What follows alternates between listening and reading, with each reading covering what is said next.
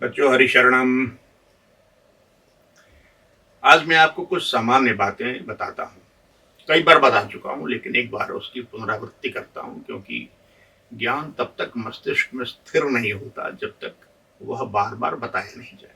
आप गुरुकुल में पढ़ रहे हैं तो आपके मिशन का ध्यान आपको हमेशा रखना चाहिए। आपका मिशन क्या है? आपका मिशन ये है कि अपने जीवन का संपूर्ण निर्माण करें, किसी पक्ष को कमजोर न छोड़ें। मुख्य रूप से 3 प्रकार के पक्ष मनुष्य के माने जाते हैं वैज्ञानिकों, मनोवैज्ञानिकों के द्वारा। उसे अंग्रेजी में कहते हैं नोइंग, फीलिंग एंड विलिंग। ज्ञान, भावना और कर्म। उसी कर्म में आचरण भी आता है। तो आपको इन तीनों पक्षों को मजबूत करना है। जब हम ज्ञान की बात करते हैं तो आप ये देखेंगे कि जो सामान्य गुरुकुल हुआ करते हैं या सामान्य शिक्षा संस्थान हुआ करते हैं, यहाँ गुरुकुल कहना अधिक प्रासंगिक होगा, क्योंकि आपकी तुलना ज्यादा गुरुकुल के बच्चों से करनी चाहिए। तो जो भारतीय गुरुकुल के उत्पाद होते हैं, उससे जो निकलते हैं बच्चे, युवक, वो अपने शास्त्रों के विषय में तो बहुत कुछ जानते हैं, हिंदू शास्त्रों के विषय में, किंतु उनका ज्ञान दूसरे धर्मों के शास्त्रों के विषय में बहुत ही न्यून होता है, कम होता है। दूसरी ओर आप ये देखेंगे कि जो ईसाई मिशनरी होते हैं, उनका ज्ञान न केवल बाइबल तक सीमित रहता है, बल्कि वे इस्लाम के बारे में और बौद्ध धर्म के बारे में और हिंदू धर्म के बारे में काफी कुछ जानते हैं। इसी प्रकार यद्यपि इस्लाम के जो मौलाना होते हैं वे सामान्यतः बहुत विद्वान तो नहीं माने जाते। कुरान शरीफ उन्हें पूरी जरूर याद होती है। कुरान शरीफ में क्या लिखा है वो जानते हैं, हदीसों में क्या लिखा है ये भी वो जानते हैं, लेकिन उनका ज्ञान फिर भी हिंदुत्व के बारे में और ईसाइयत के बारे में रहता है। आपने देखा होगा, एक फिल्म आई थी द केरला स्टोरी या केरला फाइल्स, ऐसी कोई फिल्म बनी थी हाल में, मैंने देखा उसको। तो उसमें वो धर्मांतरण जो करते हैं ईसाइयों का और हिंदुओं का, वो कुछ छोटे छोटे प्रश्न उठाते हैं जिनका जवाब न हिंदुओं के पास होता है न ईसाइयों के पास होता है। सामान्य ईसाई और सामान्य हिंदू की बात मैं कर रहा हूँ। और उन प्रश्नों का जवाब नहीं मिलता है तो अपने धर्म के विषय में वो बताते हैं बड़ी बड़ी बातें, उसके काले पक्ष को नहीं बताते, उज्जवल पक्ष को बताते हैं, और उसके बाद धीरे धीरे धर्मांतरण, दिमाग का ब्रेन वॉशिंग करके धर्मांतरण करते हैं, कराते हैं, बहुत सुनियोजित तरीके से।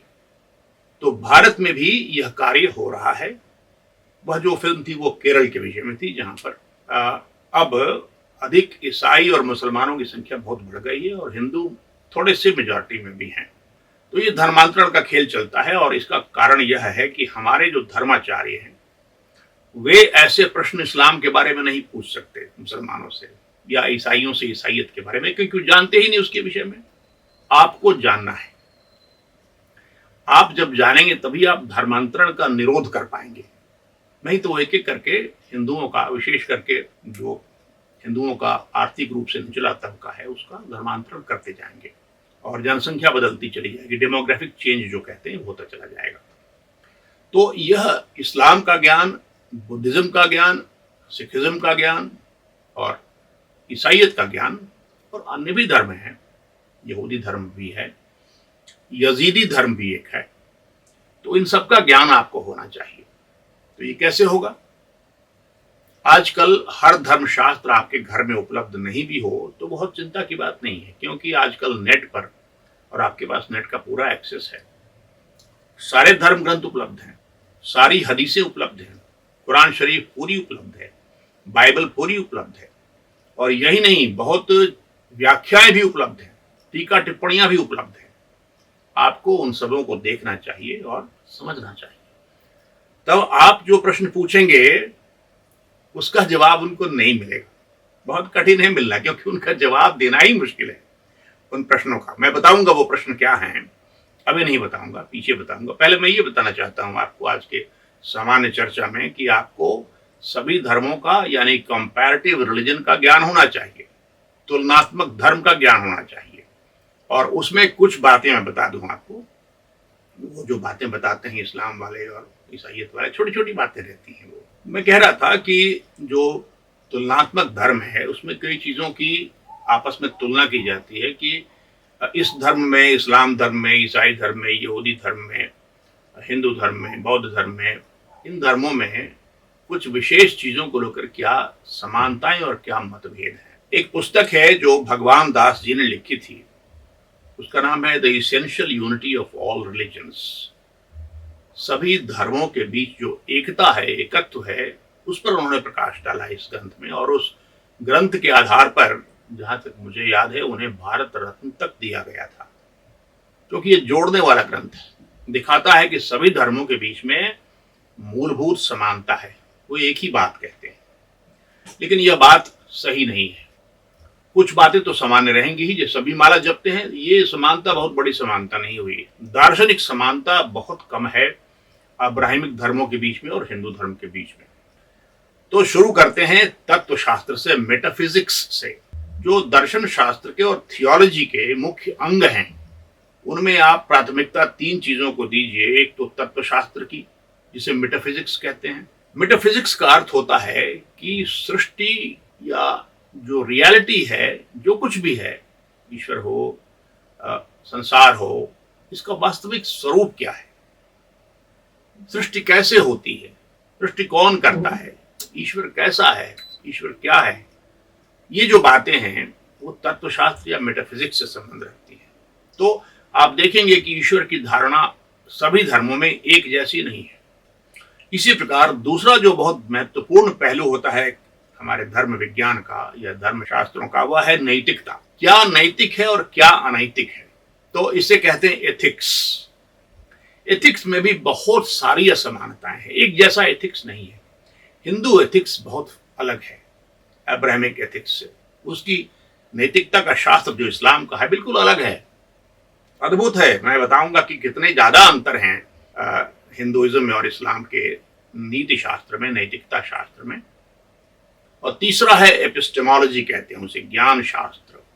ज्ञान हम कैसे प्राप्त करते हैं, किसी चीज का ज्ञान, किसी भी चीज का ज्ञान, उसके कितने साधन हैं। जैसे आप सुन के कुछ ज्ञान प्राप्त करते हैं, कुछ आंखों से देख कर प्रत्यक्ष स्वयं ज्ञान प्राप्त करते हैं, कुछ देवता या ईश्वर आपको सत्य प्रकटीकरण करता है, ना तो आपने देखा ना किसी से सुना, लेकिन ईश्वर ने आपको बताया, प्रकाश दिया ज्ञान का कि ऐसे होता है, ऐसे होना चाहिए। तो इसको एपिस्टेमोलॉजी कहते हैं। ये भी बहुत विकसित है हिंदू धर्म में, और इस पर पाश्चात्य दर्शन में भी बहुत कार्य हुआ है। अगर आपको वास्तव में समझना है इन चीजों को, तो न केवल हिंदू शास्त्रों को समझना चाहिए, बल्कि आपको जो ईसाई विद्वानों ने व्याख्या की है इन चीजों की, वो भी बहुत महत्वपूर्ण है, उसे भी जरूर जानना चाहिए। तो मेटाफिजिक्स, एपिस्टेमोलॉजी और एथिक्स, इन 3 चीजों पर आपको विशेष ध्यान देना है सभी धर्मों की तुलना करते हुए।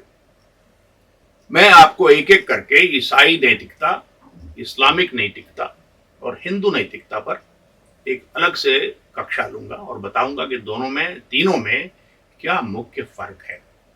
और बुद्धिज्म को यूं तो अलग धर्म बताते हैं, उसके कई कारण हैं, लेकिन अगर आप बुद्धिस्ट शास्त्रों का अध्ययन करेंगे तो आपको अलग धर्म प्रतीत नहीं होगा। वास्तव में सिखिज्म की तरह और जैनिज्म की तरह वह भी हिंदू धर्म की ही एक शाखा है। हिंदू धर्म एक बहुत व्यापक टर्म है, जिसमें आपस में बहुत सारे तंत्र जुड़े रहते हैं एक दूसरे के साथ में, लेकिन अलग अलग धाराओं में बहता है। ये एक धारा नहीं हिंदू धर्म की है। जैसे वैदिक धारा में और पौराणिक धारा में बहुत फर्क है, आसमान जमीन का फर्क है। और दोनों धाराओं से भिन्न जो तंत्र धारा है वो एक अलग ही विचित्र धारा है, उसका भी बहुत ज्यादा साम्य नहीं है वैदिक धारा से और पौराणिक धारा से। और इन तीनों से बहुत भिन्न है भगवत गीता की धर्मधारा, भगवत धर्म। इसकी एपिस्टेमोलॉजी, इसका मेटाफिजिक्स और इसका नीति शास्त्र बहुत अलग है उनसे। तो ये जो बातें हैं वो आपको जाननी चाहिए कि क्या फर्क है। तुलनात्मक धर्म का अध्ययन कई कारणों से करना चाहिए, ईश्वर को समझने के लिए भी और नीति शास्त्र की व्याख्या के लिए भी, कितने अंतर होते हैं नीति शास्त्र के सिद्धांतों में। और तीसरा, ज्ञान कैसे प्राप्त करते हैं, इसकी जो व्याख्या हुई है पश्चिमी दर्शन में, उसमें विशेष करके, और हिंदू धर्म में और बाकी धर्मों में भी हुई है। बाकी धर्मों में उतना देखा नहीं मैंने उस प्रकार का विकसित वर्णन एपिस्टेमोलॉजी का, लेकिन सब धर्मों में थोड़ा बहुत होता है, ये जरूर जानिए। तो आज मैं आपको सिर्फ ये कहना चाहता हूं कि आप 2 तरह की शिक्षा के लिए तैयार रहिए, उससे जीवन अपना समृद्ध कीजिए। जो 3 तत्व बताए मैंने आपको, जो प्रत्येक मनुष्य के मूलभूत अ, तत्व होते हैं, नोइंग, फीलिंग एंड विलिंग, आप ज्ञान बनाइए, ज्ञान अर्जित कीजिए, मानवीय संवेदनाएं विकसित कीजिए, दया, करुणा, मित्रता, क्षमा, जो भगवद गीता ने बताए हैं, अद्वेष, अनासक्ति, ये सब भावनात्मक संरचना बदलिए अपनी, लेकिन साथ साथ मानवीय संवेदना रखिए। और तीसरा जो कर्म है, विलिंग, वो कर्म की शक्ति विकसित कीजिए। ये तीनों चीजें जब कर लीजिएगा आप, तो आप पाइएगा कि आप एक संपूर्ण मनुष्य बन गए हैं। और जो संपूर्ण मनुष्य है वही वास्तव में मनुष्य योनि के प्रति न्याय करता है, क्योंकि ये सब जो चीजें हैं वो दूसरी योनियों में उपलब्ध नहीं है। मैं आपको ये बता दूं कि इस प्रकार की विश्लेषण की क्षमता, इस प्रकार का आत्मनिरीक्षण, इस प्रकार की मेटा थिंकिंग, इसका कोई प्रमाण देवताओं में भी नहीं मिलता है। आप शास्त्र पढ़कर देखें, अगर शास्त्रों को आप मानते हैं कि वो देवताओं का ज्ञान देते हैं आपको, तो आपको मिलेगा कि देवताओं में भी वे शक्तियां नहीं हैं, बौद्धिक शक्तियां और विश्लेषण की शक्तियां जो मनुष्यों में उपलब्ध हैं। इसलिए कहते हैं कि देव योनि भले ही मनुष्य योनि से ऊपर हो, वो मनुष्य योनि से आगे नहीं है। ये बहुत बड़ी बात है, इसका ध्यान रखिएगा। हरि शरणम।